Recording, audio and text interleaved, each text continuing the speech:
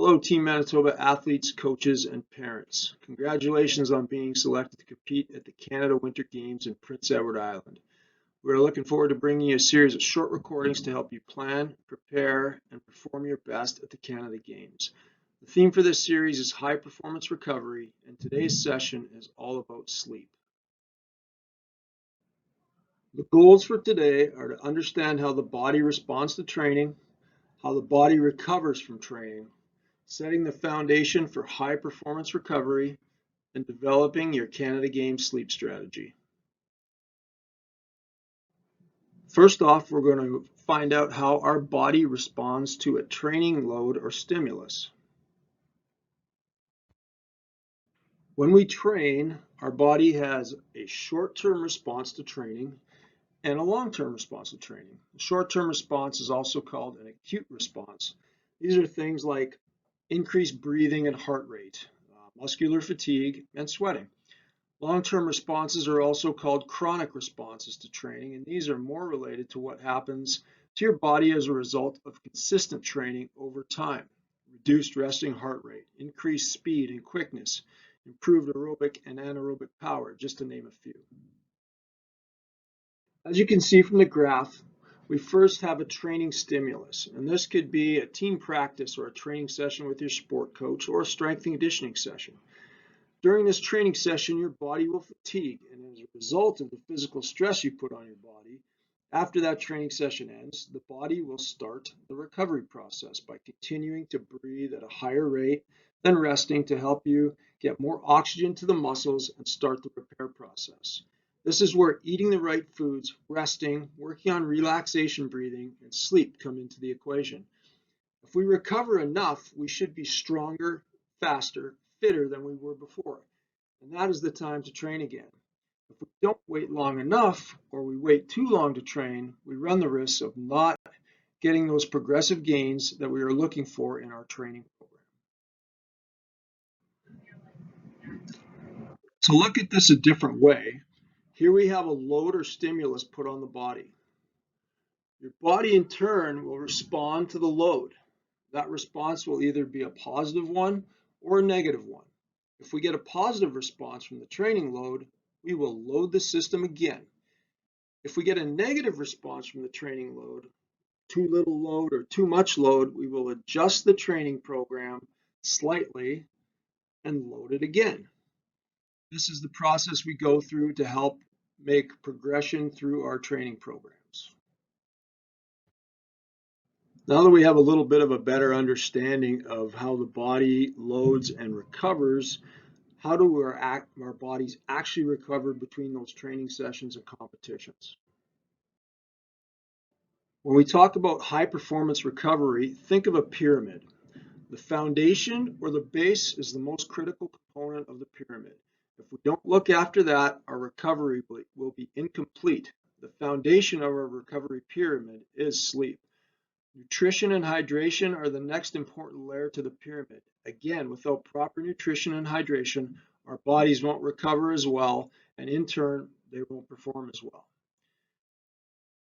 For training, the next level of this pyramid, this includes not only physical training like strength conditioning or specific training for your sport, but it also includes mental performance training as well. A properly designed program in each of these areas will stress the body in the right amounts at the right times to get a positive training response, and then the techniques used with different recovery modalities, the top of the pyramid like stretching, mobility work, massage guns, foam rollers, compression garments, compression sleeves like Normatec, cold tubs, hot tubs, are all different modalities that can aid in the recovery between training sessions. There are also breathing techniques that can help recover in that recovery process and take your body from fight or flight to rest and recover mode, which Craig Brown will describe in our session on breathing and relaxation and focus. In today's session, our focus will be on sleep. Here we go. I like to think of sleep as the secret weapon in recovery. Before we talk about the actual process of sleep and what it can do for you, Let's talk about the stages of sleep and sleep cycles. Here are some sleep cycle basics. Non-REM sleep is the first part of your sleep. The first stage is 5 to 10 minutes in length. The body starts to slow down, including muscle activity and eye movement. Stage 2, there's periods of muscle tone mixed with periods of muscle relaxation. The heart rate and breathing rate slows, body temperature drops, brain waves slow down, and your body prepares to enter deep sleep. That takes us to stage 3, the deep sleep stage. There's no eye movement or muscle activity. REM stands for rapid eye movement and represents the fourth stage of the sleep cycle, which we will talk about in a minute. Non-REM sleep, therefore, is the phase of your sleep where your eyes don't move while you are sleeping. Let's take a minute to talk about non-REM sleep function. During this phase of sleep is when your body releases growth hormone and builds muscle and bone, repairs and regenerates tissue, and strengthens the immune system. Now we're going to talk about REM sleep, which is stage 4. Brain activity increases, meaning sleep is not as deep and its activity level are like when you're awake. The breathing rate, heart rate, and eye movement increases. REM, rapid eye movement. Major muscles that you normally control can't move. They're basically become temporarily paralyzed. This is your intense dream stage. And next, we're going to talk about the function of the REM sleep cycle. During this phase of sleep is when your body converts short-term into long-term memory, improves cognitive function, alertness, reaction time, focus, and concentration.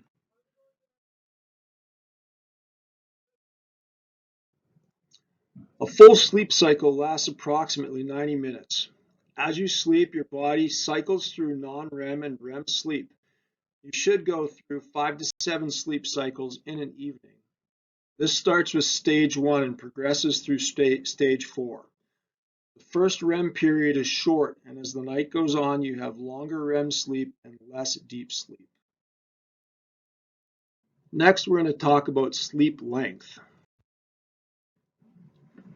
On the website sportforlife.ca, you will find many resources promoting Sport for Life.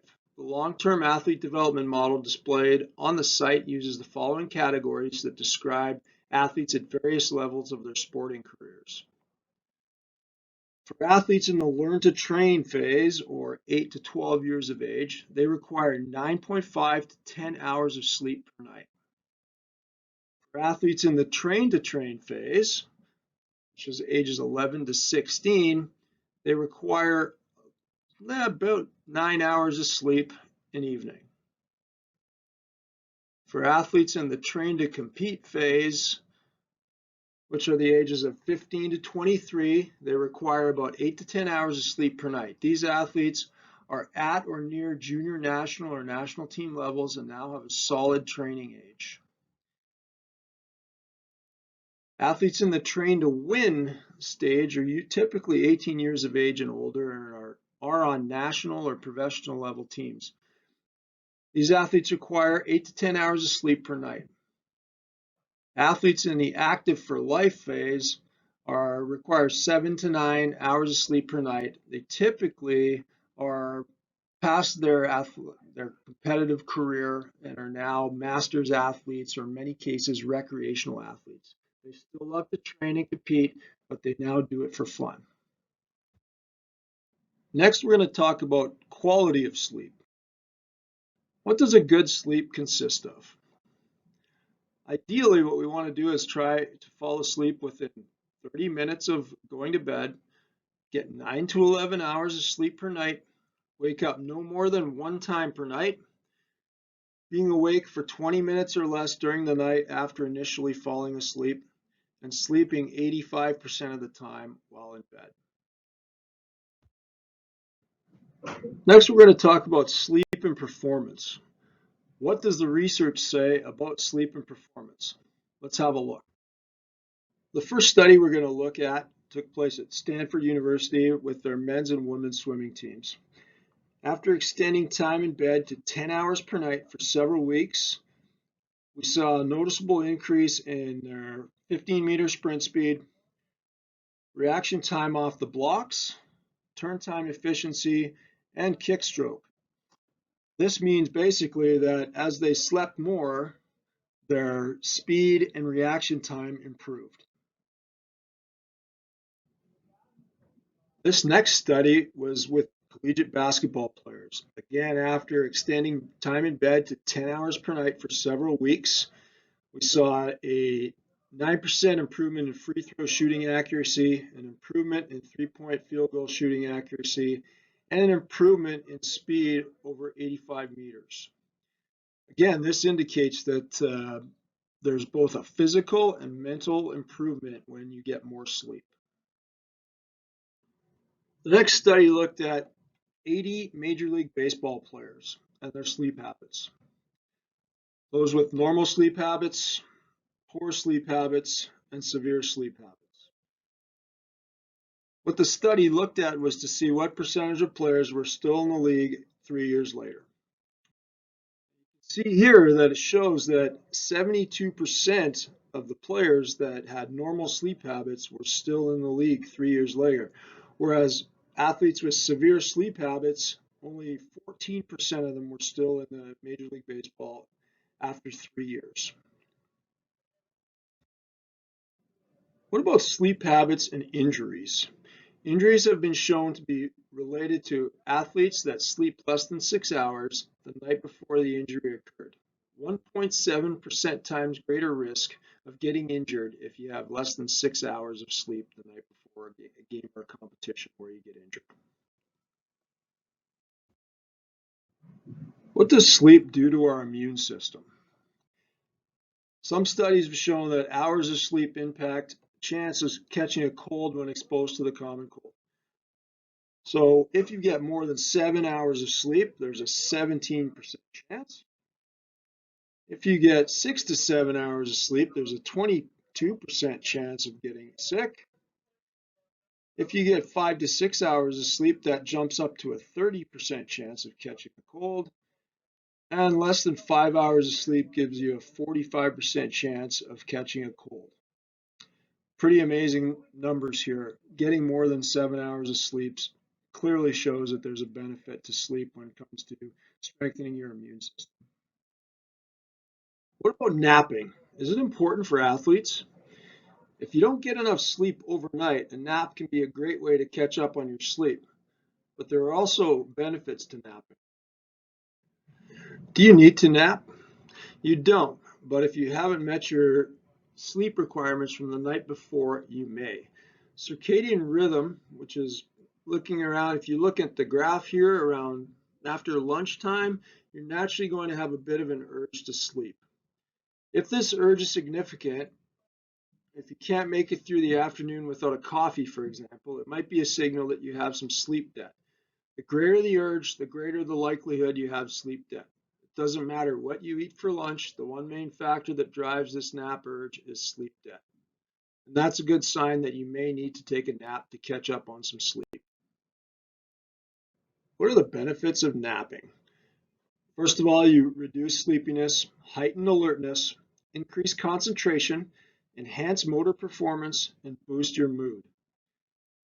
There's a power nap, which could be 20 to 30 minutes in length. And then there's a full nap, which is 90 minutes, which could be basically the equivalent to one sleep cycle. Make sure longer naps don't take place later in the day, let's say after 3 or 4 p.m., as that can have an effect on your sleep that night. Do your best to try and stick to your regular sleep schedule. Okay, what have we learned so far? We know that when we get enough sleep, we have greater motivation, we recover, and we build muscle strength. Sprint speeds improve, stored energy is a muscle, situational awareness improves, memory consolidation, and our reaction time improves. If we don't get enough sleep, we increase our risk for injury, reduce our pain threshold, greater susceptibility to getting sick, reduce psychological and physical performance, increased anxiety and mistakes, impaired situational awareness, increased body fat percentage, and poor judgment of distance and speed and time. What kind of things might throw off our sleep? Blue light is something that we look at all the time with our phones and computer screens. It suppresses melatonin. Blue light is bad when you want melatonin levels to be high, which is when you go to sleep. Melatonin is a hormone that your brain produces in response to darkness. It helps with the timing of your circadian rhythm and with sleep, and being exposed to light at night can block melatonin productions.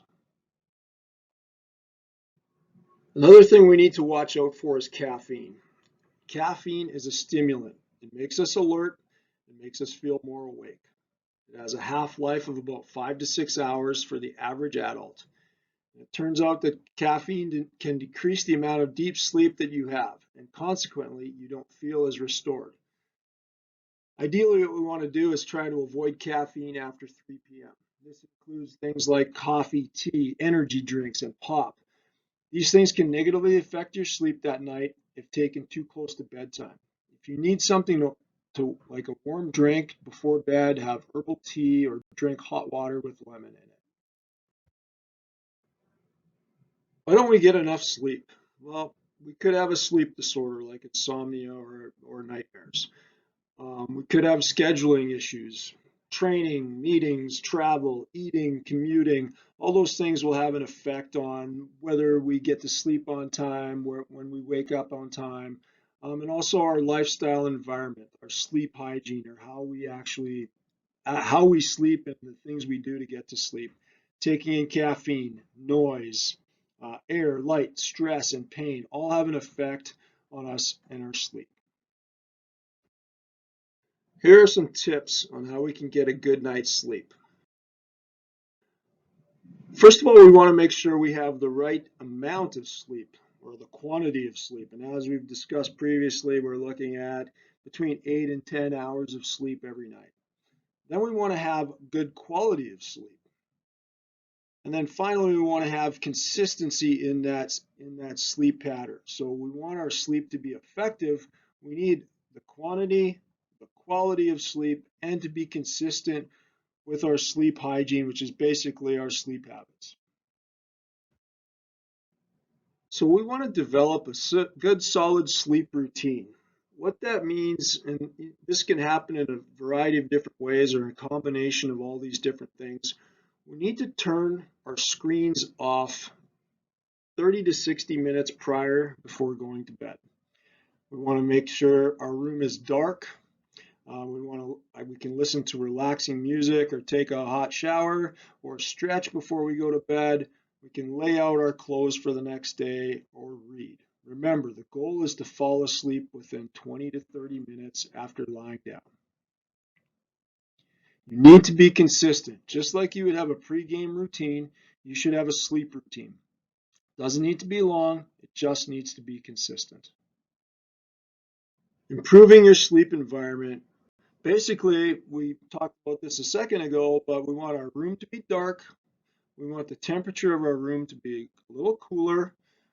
You can wear a mask over your eyes. You can mask unwanted sounds, so fan, white noise, wear earplugs or sleep masks. Each of these things you will get in your package when you get to games, so you will have the ability to plug your ears with earplugs and put a sleep mask on.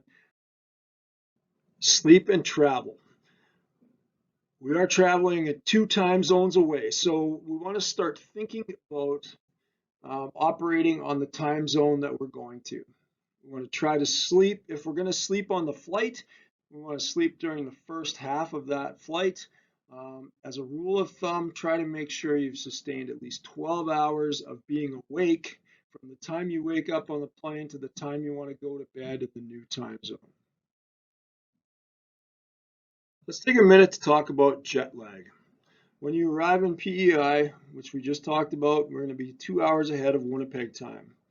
This will give you 2 sleeps before you actually start competing, which is good timing for what we look at here, 1 day per every hour of time zone change to reset and acclimatize to the new time zone. We want to change all our clocks to the new time zone we're traveling to. Avoid caffeine later in the day. If we're going to exercise, we'll exercise in the morning. Avoid sunglasses at the start of the day because daylight is going to block that melatonin, which will make you feel more awake. Nap as early in the day as possible.